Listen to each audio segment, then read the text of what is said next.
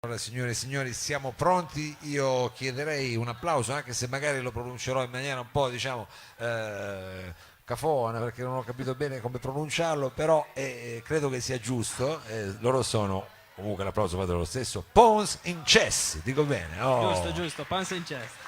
Poi ci faremo spiegare meglio bene perché, per come, qual è la traduzione sia letteraria che trasletteraria, ma entriamo subito nel mondo di questi PIC, come si potrebbe anche utilizzando l'acronimo, una situazione vi direi decisamente più elettrica. Con che cosa cominciamo?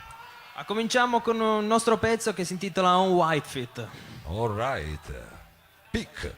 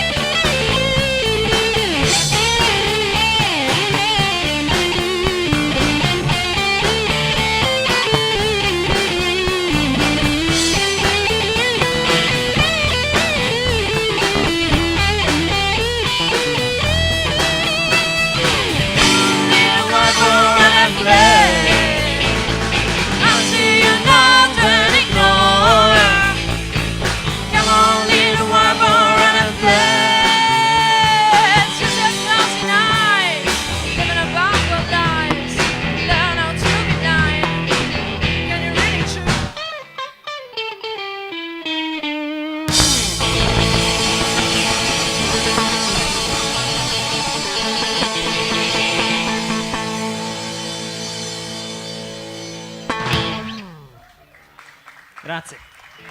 Pitch, Pons in Chess.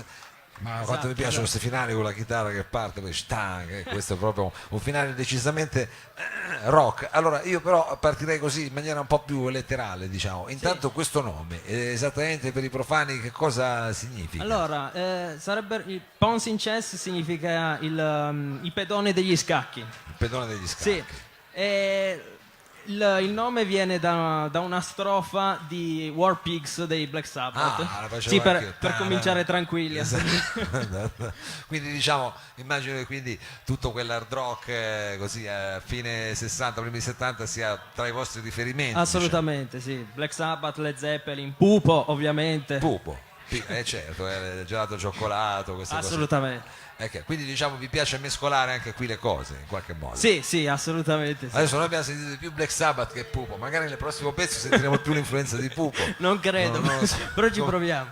Come si intitola il prossimo? Il prossimo pezzo si intitola Morning Lust.